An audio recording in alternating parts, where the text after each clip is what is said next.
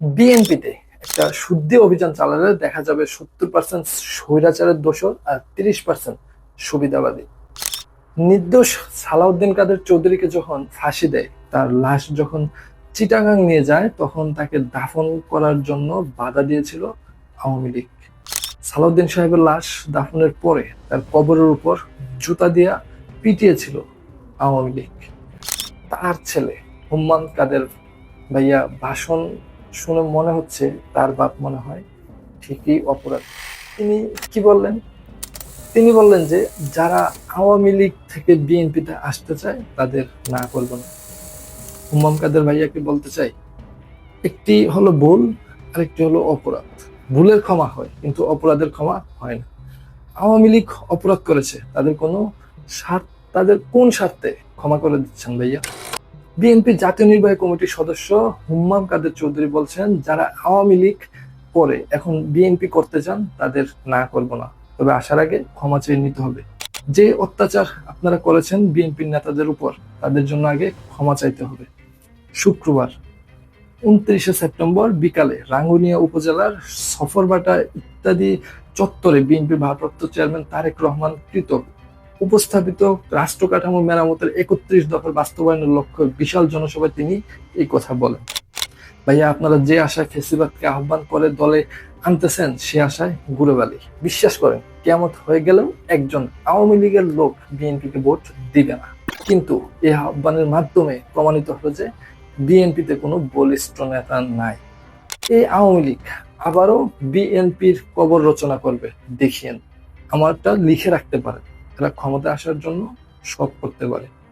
ইমাম কাদের চৌধুরী বলেন, 31 দফা যদি আমাদের বাস্তবায়ন করতে হয়, তাহলে আমাদের যে মন বড়, যে আমরা যে মাফ করতে পারি, তার প্রমাণ আমাদের দিতে হবে। যারা আওয়ামী লীগ থেকে বিএনপিতে আসার চেষ্টা করছে, তাদের নিয়ে আমরা হাসি ঠাট্টা করে অনেক কিছুই বলেন, হাইব্রিড বলেন।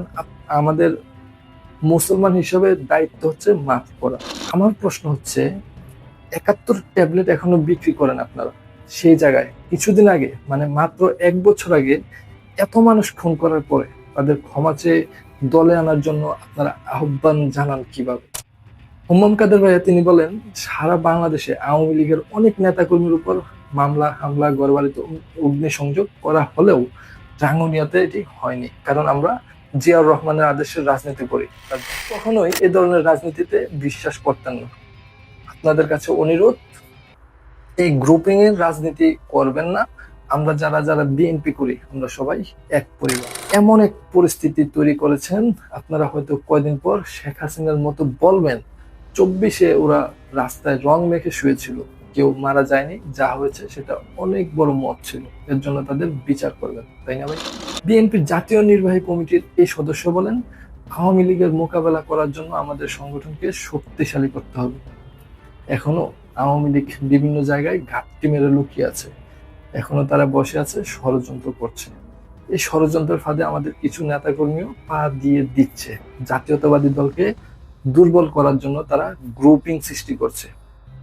কিন্তু আপনারা যদি বেগম জিয়া ও তারেক রহমানকে ভালোবেসে থাকেন এবং জিয়া পরিবারকে বিশ্বাস করে থাকেন, তবে জিয়া পরিবার যেই সিদ্ধান্ত দেবে তা মেনে নিতে হবে।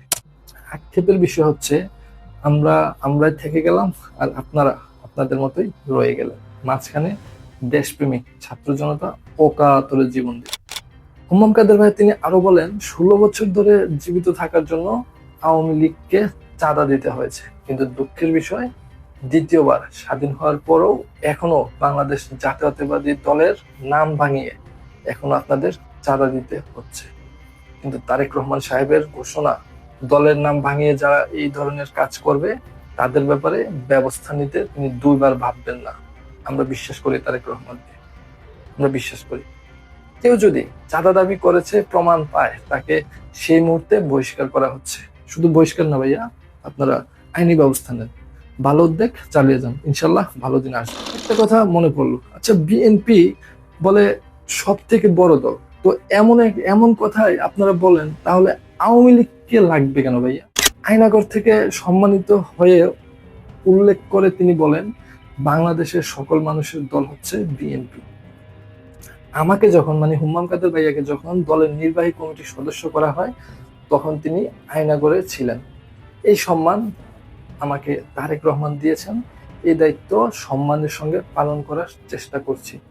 তাই গ্রুপিং এর রাজনীতি করে এই দলকে দুর্বল করবেন না। তাই দয়া করে এই গ্রুপিং করবেন না। এই দল বাংলাদেশের সব মানুষের দল। বাংলাদেশের রাজনীতি এমন হয়ে গেল, দুর্নীতি করবা, চাঁদাবাজি করবা, টেন্ডার, সিন্ডিকেট, খুন খারাপি করবা, তোমরা ক্ষমা চাইবা, তোমাদেরকে মাফ করে দেওয়া হবে, তোমাদের বিচার করা হবে।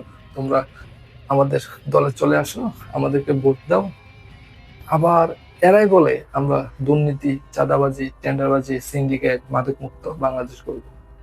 হাস্যকর। বাবা সালাউদ্দিন কাদের চৌধুরী প্রসঙ্গে তিনি বলেন, ৭৯ সালে এক বক্তব্য সালাউদ্দিন কাদের চৌধুরী বলে গিয়েছেন তার জন্ম রাউজানে।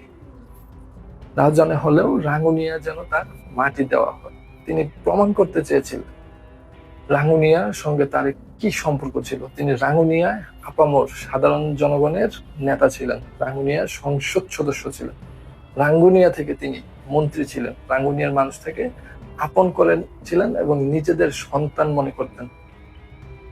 আমার দুঃখের সময় আপনাদের সহায়তা চেয়ে কখনো নিরাশ হয়নি, এখনো আপনারা আমার পাশে আছেন।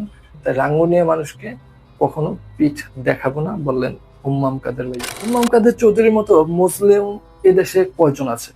আওয়ামী লীগ দ্বারা সে এবং তার পরিবার চরম নিপীড়নের শিকার, সেটা আমরা জানি।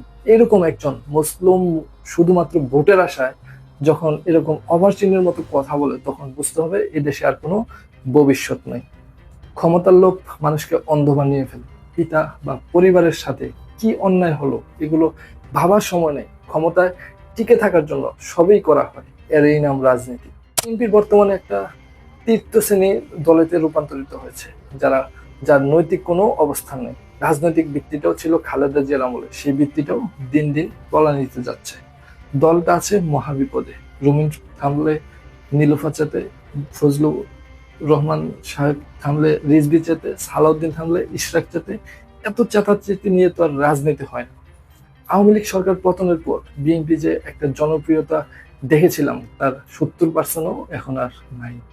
এখনো যদি সুস্থ নির্বাচন দেওয়া হয়, জামাত এনসিপির পাশাপাশি ইসলামিক আরো কিছু দল জোট যদি হয়, বিএনপির বিশাল খবর আছে, বিশাল ব্যবধানে হাঁটতে পারে। এই কারণ অন্য দলের নেতাকর্মীরা যেভাবে হাতে হাত মিলিয়ে দলের জন্য কাজ করে যাচ্ছে, সেখানে বিএনপির নেতারা নিজেরা যেভাবে একজন আরেকজনের পিছনে লেগেছে, এমন করতে করতে দলের ১২টা বাজায় দিছে। সামনের পরিস্থিতি আরো খারাপ। হুম্মাম কাদের চৌধুরী বলেন, আমি ওয়াদা করছি জিয়া পরিবার রাঙ্গুনিয়ার বিষয়ে যে সিদ্ধান্ত দেবে তা মাথা পেতে নেবে। দলের পক্ষ থেকে যাকেই মনোনয়ন দেবে তাকেই আমরা মেনে নেব। আশা করি বাকি যারা নমিনেশন চাচ্ছেন তারাও যেন একই ধরনের ওয়াদা করেন, কারণ বাংলাদেশের জাতীয়তাবাদী দলের সদস্যকে সংসদে পাঠাতে হবে। এই লক্ষ্যে সবাইকে একযোগে কাজ করতে হবে। বিএনপি লোকজন বেগম খালেদা জিয়া আর তারেক রহমানের এত অনুনয় বিনিময় বা নির্দেশ শুনছেন না, তাহলে আর কার কথা শুনবেন? একমাত্র আল্লাহ ভরসা। ভাইয়া, ক্ষমতা চাইলে সবই সম্ভব। অপরাধ, অপকর্ম, খুন, গুম, আয়নাঘর, চুরি, ডাকাতি, জবরদখল, নারী নির্যাতন, নারী পাচার, নারী ধর্ষণ, অপহরণ ইত্যাদি হাজারো অপরাধ মাফ হয়ে যায়। আপনি আসলে অনেক উদারপন্থী নেতা হুম্মাম ভাইয়া, আপনি অনেক উদারপন্থী নেতা। সেলুট জানাই আপনাকে। আপনার বাবা যার কথা ছিল এক বাঘের মতো, যিনি কোর্টে দাঁড়িয়ে হুঙ্কার দিয়েছিলেন, আজ যদি তিনি বেঁচে থাকতো তাহলে আপনাকে নিয়ে গর্ব করতেন ভাইয়া।